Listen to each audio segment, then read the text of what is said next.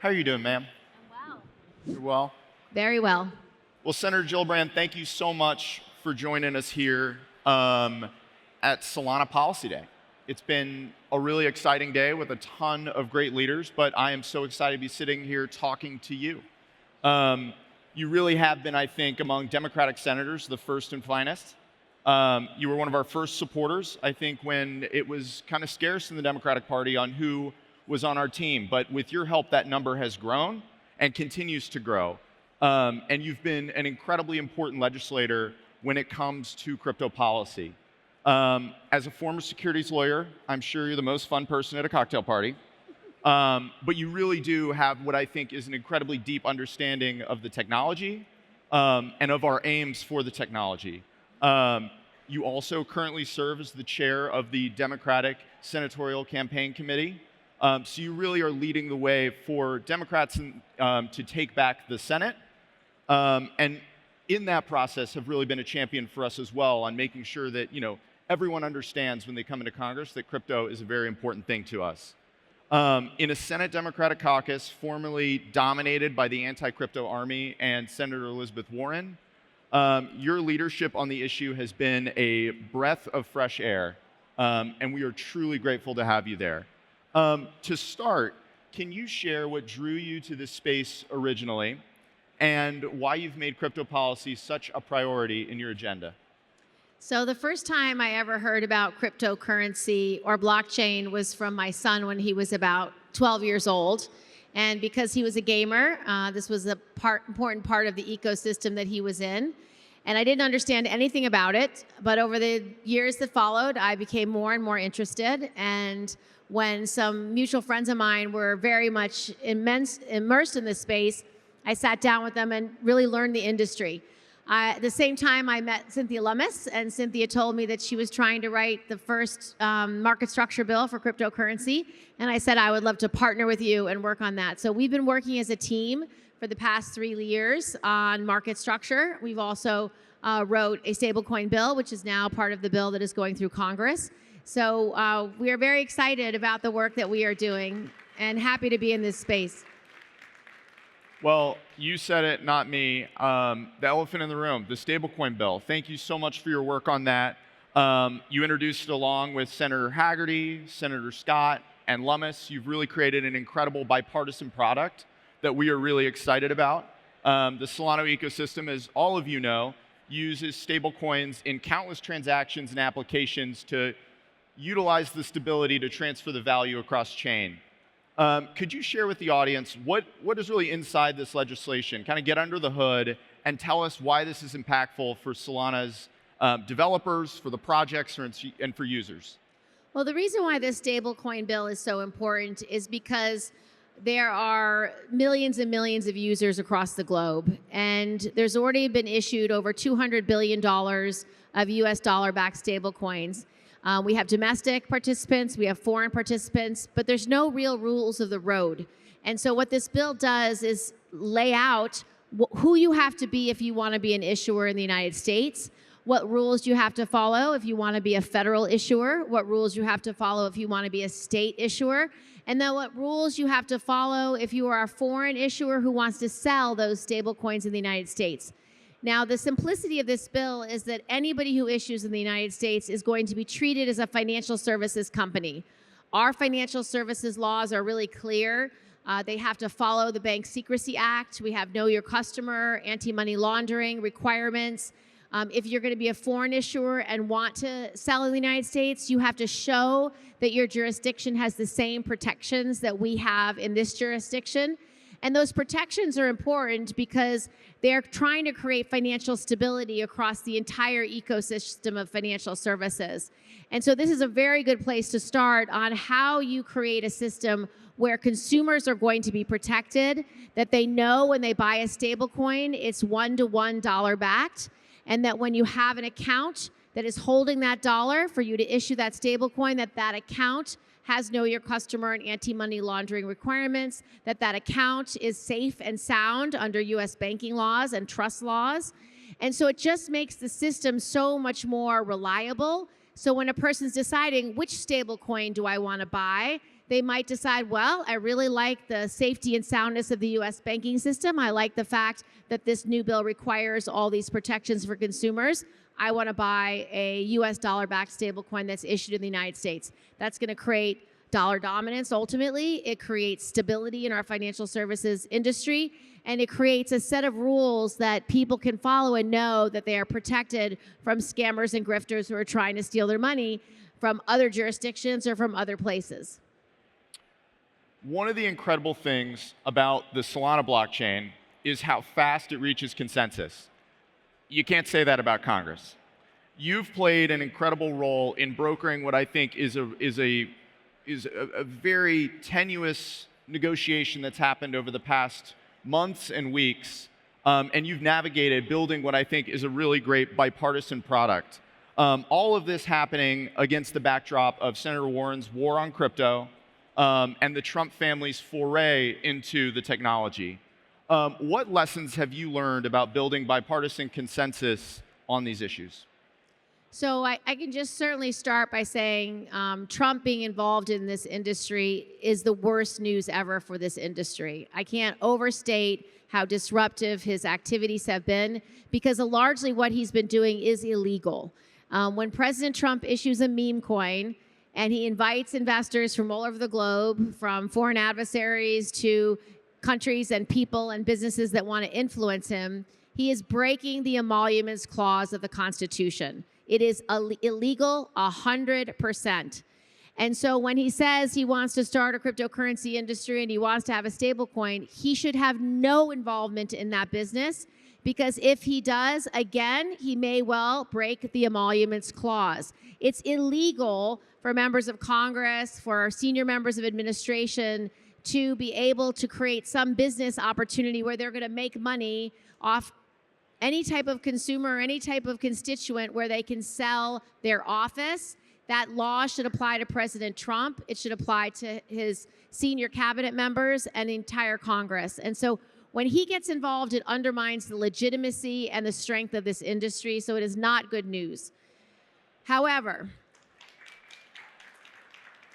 I am somebody who works every day in Congress on a bipartisan basis to try to solve problems for my state, to try to help people in my state on every level for all sorts of things.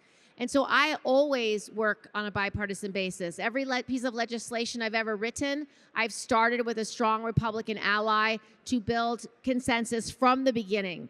And so when Cynthia and I started talking about cryptocurrency and blockchain and a market structure framework, we realized that stablecoin was perhaps the simplest of everything that we were doing, perhaps the lowest hanging fruit.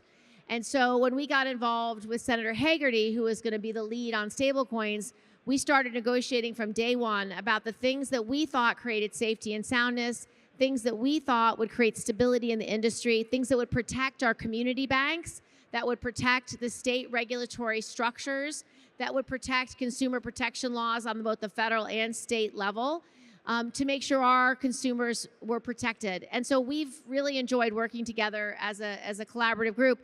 Angela also Brooks, who's one of the newest members of the Senate Banking Committee, she joined our coalition of negotiators.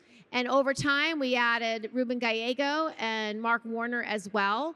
And so together, the six of us really worked hard towards building this consensus to get everyone and every stakeholder heard so we could build the best set of laws that we possibly could conceive of.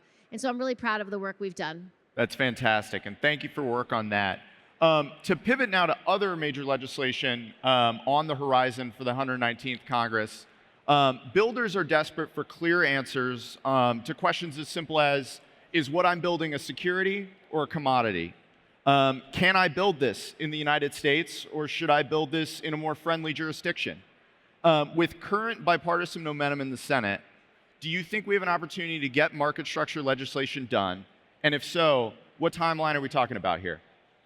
So I'm optimistic that if we have a large negotiating group like we just had, 5 or 6 senators working together from the beginning to write a market structure bill, that we can come up with a very good bipartisan framework. I think it's very important to have a process to know when you're offering a digital asset, whether it's a digital security or a digital commodity. A lot of current law can be looked at to figure that out. If you are a centralized company that is issuing something akin to a stock and the value of that asset goes up or down based on how well you're managing your company, how well or how good the service you're offering is, that will typically be seen as a security because it's consistent with current law. It's called the Howey test. If what you're offering is very decentralized, there is no centralized authority that's deciding what and how something's being offered or issued or the price, that is much more like a commodity. So that would be treated as a digital commodity. And so our legislation hopefully will align with those two basic principles. So it's easy for innovators and investors and companies to know how and who their primary regulator will be. I also think there will be ways to begin to look at DeFi. DeFi is probably the hardest thing to figure out. How do you regulate it? Because a lot of DeFi doesn't have any centralized management or a board or a CEO or a committee that's in charge. And as a consequence, it's very hard to assess who's in charge and how do you attribute liability. And so DeFi is going to be the really most, I think, difficult and challenging intellectual exercise about how do you regulate a protocol that sits on the internet forever to be used and updated by multiple parties at all times. It's a very different idea that we don't really have a great parallel in the non-digital world. Most things you have a parallel to begin to think about, but DeFi doesn't really have a parallel. We might start looking at property law. We might start looking at infrastructure. It's an interesting concept, and so that is going to be the challenge of the bill. But I'm very optimistic that the rest of the bill, which Cynthia and I have, a draft of that we've had for a couple of years, we have a place to start to work from. DeFi, less so. Do you think the August 1st timeline is still one that we're thinking about? I don't know. I mean, I certainly, we're not going to, there's no magic date. I think we're going to work as hard as we can, as fast as we can to make sure it's effective and good and comprehensive. So we'll see. We'll see how the House does their work. We'll see how the Senate does their work. Tim Scott's been a very a focused chairman. He really cares about this issue. So I imagine him putting a lot of committee time to do the kind of hearings and analysis that will be needed to do a bill in a timely way. And from your time helping broker Genius, what lessons have you learned that you think you can apply to this market structure conversation, which is arguably a harder one? What have you learned from it, and how are you going to do it differently? So I think the areas where additional expertise is super helpful is when you focus on terrorism financing and you focus on national security issues. I hope that we bring someone to our negotiating group who that is their area of interest and expertise, because that is the area where a lot of these are issues of first impression. Because the internet, because of its frictionless existence and its worldwide nature, it's often used in illicit ways. So when you're trying to reduce use of any platform or any technology for terrorism, terrorist finance, illicit finance, it's hard to do. And so that's an area where if we can get some very smart senators to join the conversation, it might help us. So I'll pivot away from legislation now. In addition to your hard work that you do legislating, you also have a key role leading the Democratic effort to retake the Senate majority. For folks in this room who may be pro-crypto, who might be Democrat, but are nervous about the Democratic Party and the role that Elizabeth Warren's anti-crypto army plays in it, what is your case to the crypto voter for supporting Dems in upcoming elections? So I would just suggest that in this election, it's about what kind of country do you want. And I think President Trump has done some things that are very alarming to the American people. I think taking money out of Medicaid is very damaging. To have 8.6 million less people be able to get their health care through Medicaid is very alarming. People who are on Medicare are people with disabilities, seniors, veterans, and children, and pregnant women. So we need healthcare in this country. And when you are literally taking away healthcare for those Medicaid recipients because you want tax breaks for the uber wealthy, it's just morally wrong, and it's unfair, and it doesn't represent our values as a nation. Similarly, when President Trump attacked Social Security is our money. So when you put your little bit of money in your Social Security every paycheck you get, you don't expect it to be robbed to give tax benefits to the ultra wealthy. And so I think people are looking at this next election as a way to create oversight and accountability over the Trump administration. I think they want a balance of power. They don't want one party to have all levers of power, because when you have all levers of power, you often overreach, and the harms that are caused are real and substantial. So I think many voters are going to be looking for that balance of power to be restored, and I will be working on that with really great candidates in a lot of red and purple states. They will be moderates. They will be people who understand red and purple America well. They will be people who understand the challenges that people face every day, and they'll understand why some people voted for President Trump, because they wanted a change, they wanted a disruption, they wanted things done differently. And they will understand that, and not only will they not criticize that, they will offer their own solutions and their own vision for how they would fix those problems that those voters wanted fixed.